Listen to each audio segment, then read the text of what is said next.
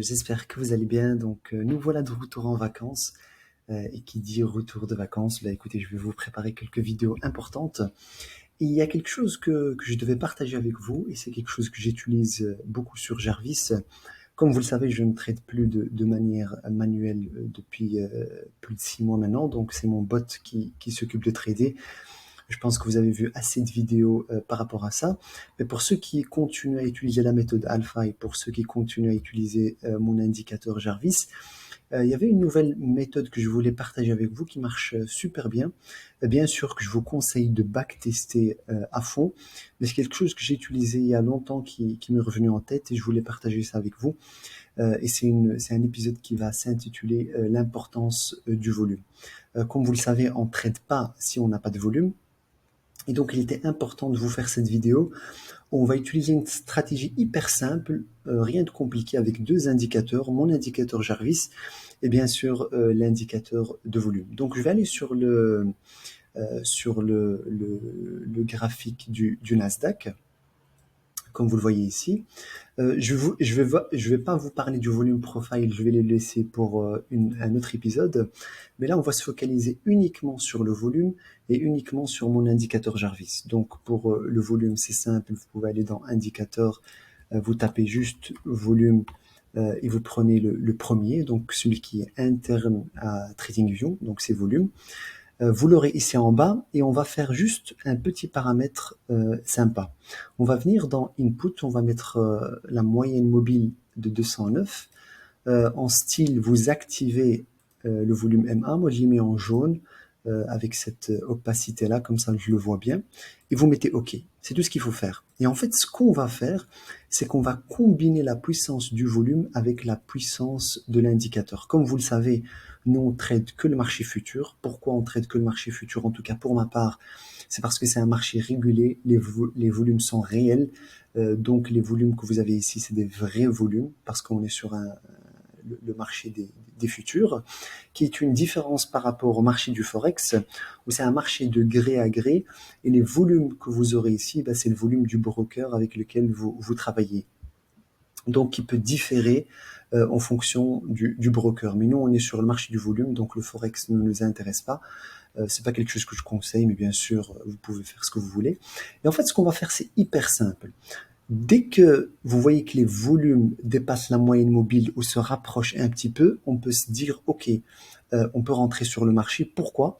Parce qu'en fait, tout le volume qui est en dessous de la moyenne mobile, je vais le considérer comme un range. C'est-à-dire que je ne vais pas l'utiliser pour l'instant. Parce que sinon, je vais rentrer, je vais me faire avoir par les manipulations de marché, etc., etc. Et comme vous le savez, hein, on peut faire 1, 2 trades, 4 trades maximum par jour, surtout que c'est le Nasdaq, donc on ne va pas prendre de risques. Donc ce qu'il faut faire, c'est que tout ce qui est en dessous de la moyenne mobile, on ne touche pas. Donc ça nous permet aussi de déterminer un peu le couloir horaire. Donc vous attendez, il n'y a rien, il n'y a rien, il n'y a rien, il n'y a rien. De toute façon, il est 3 heures du matin, on arrive à la session européenne, il n'y a rien. Et en fait, on va s'intéresser, je vais vous montrer à deux choses. On va s'intéresser qu'une fois que le volume dépasse la moyenne mobile, et on va s'intéresser, deuxième point, au croisement, c'est-à-dire dès que Jarvis indicateur passe du rouge au vert, ou bien du vert au rouge, comme ici. Hein. Donc il est 10 heures, on est dans la session européenne, Jarvis passe au vert, il donne un signal d'achat, mais c'est un signal d'achat que je ne vais pas prendre en compte parce que je suis en dessous de la moyenne mobile. Et vous voyez qu'effectivement, on n'a pas eu une très très bonne hausse et je ne vais pas le prendre en compte. Donc ça, c'est le premier point. Je check le croisement. Si je ne suis en dessous de la moyenne mobile, je rentre pas. Si je suis au-dessus, je peux rentrer. Ça, c'est le premier point. Le deuxième point, si je reçois des signaux d'achat comme ça, quand je suis pas rentré dans le croisement, mais quand je reçois des signaux d'achat, je le vois, signal d'achat, je le prends pas en compte, je suis en dessous de la moyenne mobile. Ok? Ça, c'est le deuxième point. Et je fais autant attention aussi, bien sûr, au calendrier économique, parce qu'ici, vous voyez qu'il y avait une annonce à 14h30, c'est elle qui a fait exploser le volume. Je ne vais pas la prendre en compte. C'est pour ça que j'utilise le calendrier économique. Donc, le calendrier économique me dit que le lundi 1er juillet, par exemple, ben, on a des annonces à 15h45, 16h, 21h. Donc, je prends en compte ce point et au pire, je vais aller au 1 directement. Hein. Et donc vraiment la méthode elle est hyper simple, hein. Donc c'est vraiment un cross-check entre l'indicateur, les volumes s'ils sont en dessous ou au-dessus, et avoir bien sûr la confirmation. Donc c'est tout ce que vous avez appris sur la méthode alpha, mais on rajoute juste quelques informations par rapport à ça. Vous savez ce qu'on va faire? On va faire simple, on va faire un replay pour cette journée-là. On va dire qu'on va commencer à 8 heures du matin notre journée. Voilà, et on va faire play. Donc, on va essayer de faire ça. Donc, comme vous le voyez, on est toujours en dessous, on fait rien, on laisse le prix avancer, on laisse le prix avancer. Vraiment, pour l'instant, on est tranquille, on se précipite pas, on veut pas se faire avoir. Même si vous voyez potentiellement des opportunités, par exemple là, c'est pas grave, il y a plusieurs opportunités qui arrivent sur les marchés.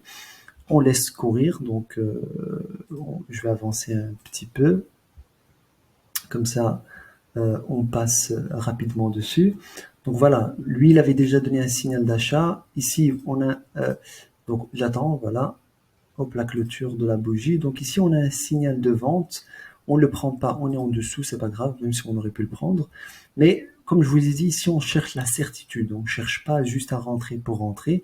Et comme vous voyez, le marché s'est retourné. On a un bon signal d'achat ici, on s'en fout. On est en dessous, on continue. De toute façon, il est que 9 heures. Le marché de Londres vient d'ouvrir, donc on continue petit à petit. Là, il monte, c'est vrai, c'est pas grave. Il faut pas avoir du mal avec perdre une opportunité, ça fait partie du marché. Donc on continue, on continue. Mais c'est vraiment une méthode à tester. Vous devez backtester pour trouver le bon juste milieu et la cross-check avec tout ce que vous avez appris. Mais elle est vraiment intéressante parce qu'elle vous donne des confirmations en plus par rapport à tout ce qu'on a appris. Donc on continue, il n'y a toujours rien. On continue, il n'y a toujours rien. Euh, Même si on a eu des opportunités, c'est vrai. Mais nous, on veut des vraies opportunités qui vont nous donner 200, 300 ticks, pas juste stresser pour stresser, ok? Donc il faut toujours attendre la bonne opportunité pour rentrer. Ici, on a un très bon signal d'achat, de vente, pardon. Euh, Jarvis nous dit de continuer à doubler. Ici on se rapproche un petit peu, ça va devenir intéressant. Le volume s'approche de la moyenne mobile. Je vais juste m'apprêter parce que c'est une journée que j'ai pris au hasard, mais on va juste voir ça ensemble. Donc voilà, là on se rapproche petit à petit. Hop, voilà, on vient de dépasser. Donc on vient de dépasser ici. J'ai un signal de vente. Ok, Jarvis me dit de rentrer. Je suis rouge, j'ai un signal de vente. Si celle-ci elle est rouge, je rentre, ok? Juste pour avoir la petite confirmation en plus. Elle est verte, j'attends, c'est pas grave. J'attends. Voilà, ici je viens de casser le plus bas, je vais rentrer en sell. Bien sûr, je vais mettre mon stop loss. Moi, je le mets toujours à 480, 500 plus ou moins. Hop. Et on va faire un ratio de 3. Donc, on va aller chercher, c'est pas grave, on va mettre un ratio de 2 pour commencer. On va mettre 1000. OK? Et on continue. Voilà, donc je suis rentré. Parfait. J'ai eu ma confirmation. Voilà, je gagne. Je gagne. Le marché, je sais pas ce qu'il va faire. On va voir ce qu'il va faire. Il est quelle heure? Il est 13h30. Parfait. Voilà, il va continuer. Parfait. Donc, pour l'instant, Jarvis, il est toujours rouge. Je ne stresse pas. Il m'a donné un autre signal de vente ici. Je suis bien. Je viens de casser la moyenne mobile que j'ai. Ça, c'est parfait. Il me donne des signaux de vente. Ça veut dire que le marché est vraiment vendeur. Je continue. Une fois que vous êtes là, ce que vous pouvez faire, c'est réduire votre stop loss, bien sûr. Vous ne le laissez pas à 400. Vous le mettez un peu à 190. Comme ça, si le marché se retourne, on est protégé. Donc, on continue. Hop. Voilà, le marché joue un petit peu. On s'approche de 15 heures. Voilà, top. Là, c'est bon. Je peux descendre à 100 $ de gain. Comme ça, je protège le marché. Voilà, boum. Bon, je suis déjà à 800. Généralement, je peux déjà clôturer. Voilà. Et take profit. Vous voyez? Donc, ça, c'est parfait. Et ouais, désolé, la vidéo elle avait coupé, mais donc on avait gagné 1400 $ le trade. Et ce que je voulais vous dire, et ça j'ai le problème avec la plupart des étudiants, c'est que vous avez gagné 1400 $, vous avez déjà largement dépassé votre objectif journalier. Ça ne sert strictement à rien de rester sur le marché, d'autant plus que vous avez vu, on a pris le trade. On a mis un stop loss de 500 et le drawdown n'a même pas dépassé, je pense, 300 ou 400. Donc ça ne sert strictement à rien sur le marché. Vous prenez une opportunité, elle passe, tant mieux. Elle ne passe pas, ben c'est bon, vous passez à autre chose. Bon, moi c'est différent avec mon trading automatisé avec Jarvis Bot parce que j'ai plus ces émotions, cette psychologie qui rentre en jeu. J'ai créé Jarvis pour éviter tous ces problèmes-là. Mais vous avez fait 1400, voilà, ça ne sert strictement à rien de rester sur le marché. J'aimerais juste peut-être, je sais pas moi, faire un autre test avec vous. On va prendre, je sais pas moi, le 12 au hasard.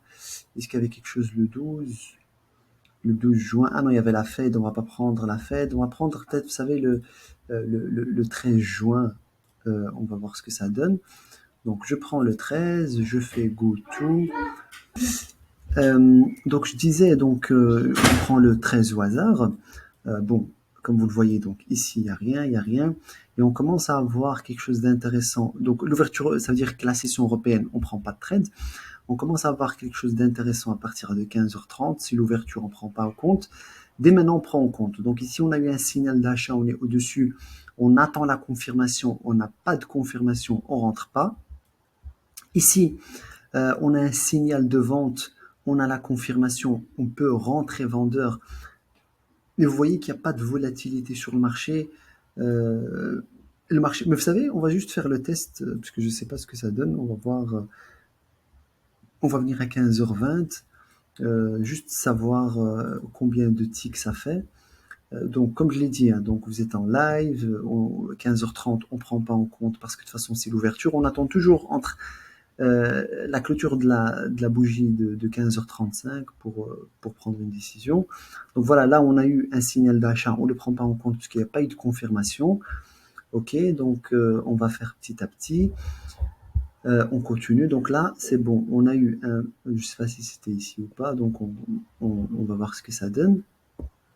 Comme ça, vous voyez aussi comment ça se passe un trade en live. Et juste une remarque, vous voyez qu'on n'a pas pris de trade durant la journée. Il y en a beaucoup parmi vous qui vont prendre beaucoup de trades dans cette session et vous allez potentiellement sortir perdant ou cramer votre compte. Donc, tant qu'il ne vous a pas donné ce signal, on ne prend pas de risque.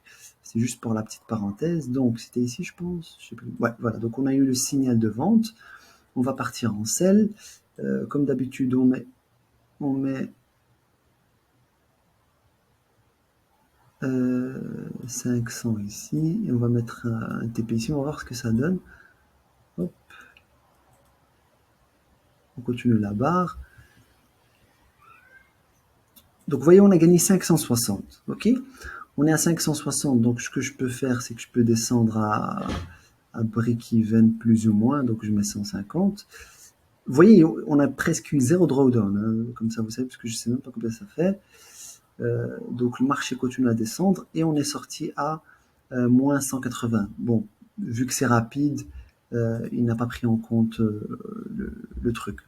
Mais j'aurais très bien pu juste mettre, je sais pas moi, baisser le stop loss, le passer de moins 400 à moins 200 par exemple, et gérer le trade de cette manière. Ça aussi, c'est quelque chose que vous devez voir en fonction de votre money management.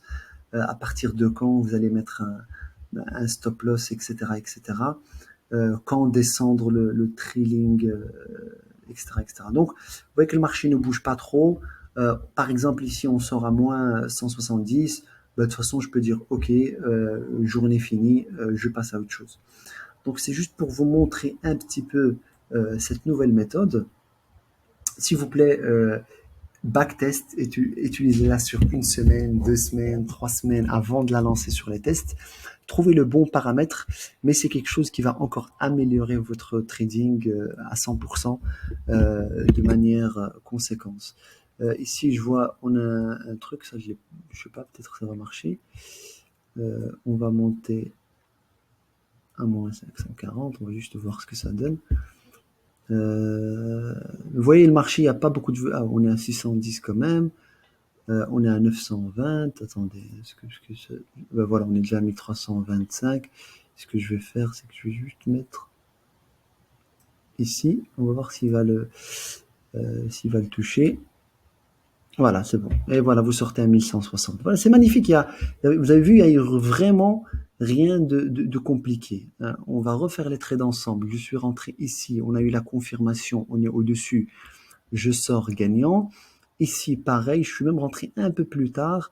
On était déjà en gain de 300-400. On aurait pu sortir avant si on avait fait, si votre objectif était 200 $, vous serez sorti il y a longtemps. Et là, je suis à 1160, je touche plus le marché. Ciao, merci, ma journée elle est finie. On plie le game. Donc, à tester sur le marché, vous voyez que ça marche, hein. J'ai pris des journées au hasard. Testez la semaine qui arrive, pendant 2 semaines, 3 semaines à votre aise. Et tenez-moi au courant. Je serai curieux de voir votre réaction par rapport à cette nouvelle méthodologie. Et on se dit quoi alors sur le groupe Discord et sur les commentaires. Et je vous dis à très vite.